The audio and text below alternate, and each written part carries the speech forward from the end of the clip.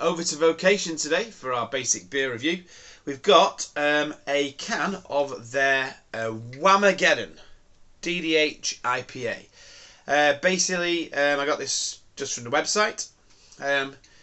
They were doing the January sale, so I basically got some cans of Araki in that they were selling off, and they sort of had other things that were sold off. I don't think this one was being sold off, but while I was on the website, I thought I'd get a case worth, grab some bits and pieces. I got a few different ones.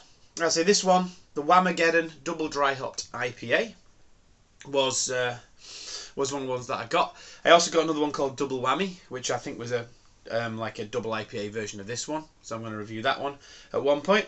But for now, we're going to review this one. So it is 7% ABV. It's a 440ml can. As I say, got it from the Vocation website.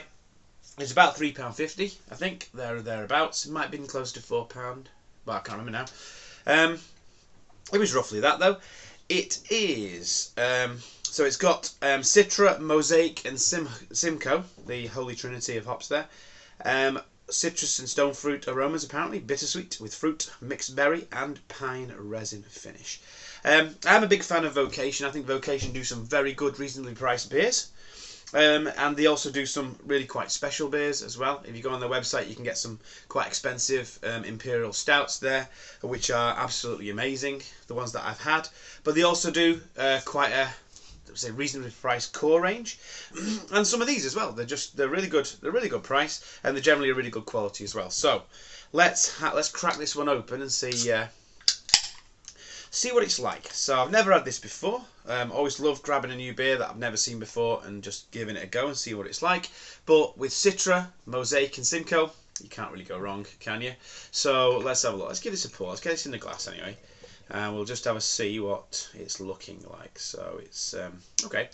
So we'll go to about there with it. Give it a bit of swilling room. Maybe top it up in a bit.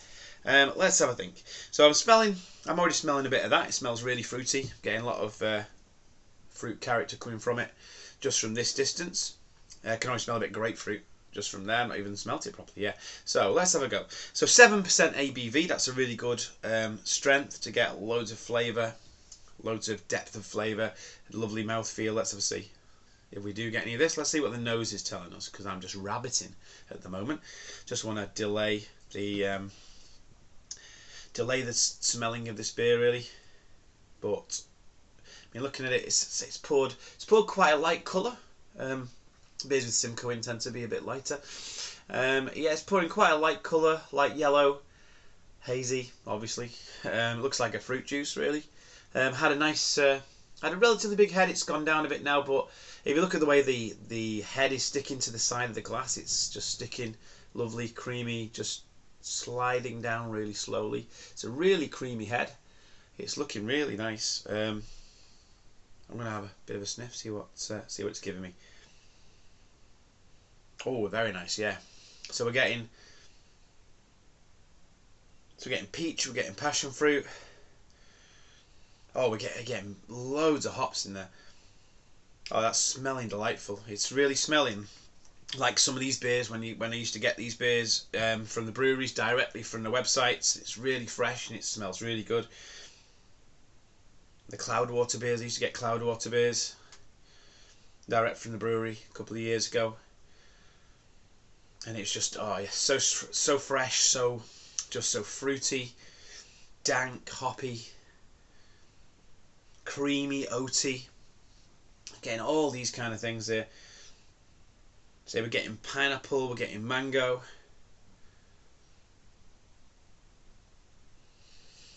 a little bit of orange, has say a bit of peach in there.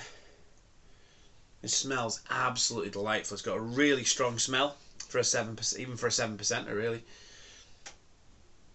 So yeah, and a little bit of dankness there, a little bit of bitterness in the smell. Absolutely amazing. Let's dive in for the old taste. Cheers.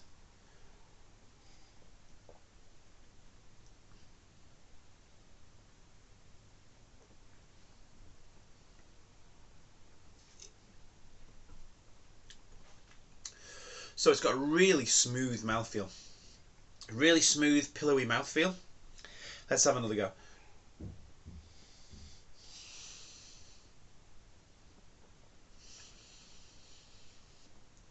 got a little bit of bitterness, but it's not particularly bitter beer.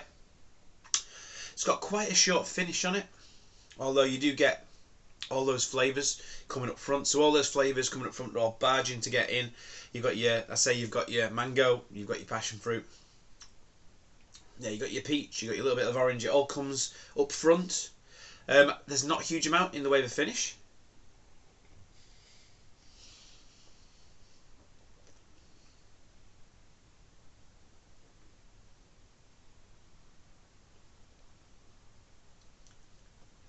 But on arrival, there's quite a bit there, quite a bit to shout about. Yeah, I mean, yeah. Let's dunk the rest in case there's any flavours hiding at the bottom of the can. I am enjoying it. It is very pleasant, I must admit. It's very nice. Let's have a go. Let's have a go when we got the whole lot in there.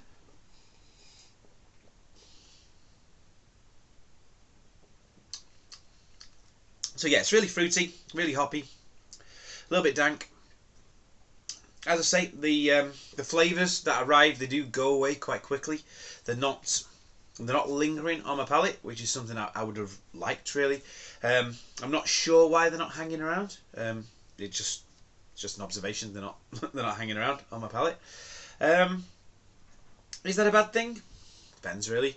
I mean, I always talk about having these beers in the sun on a lovely hot day. I mean, this would absolutely go down a treat. It's really pleasant. It's really smooth. There's not much in the way of bitterness. It's dead refreshing. It's dead tasty.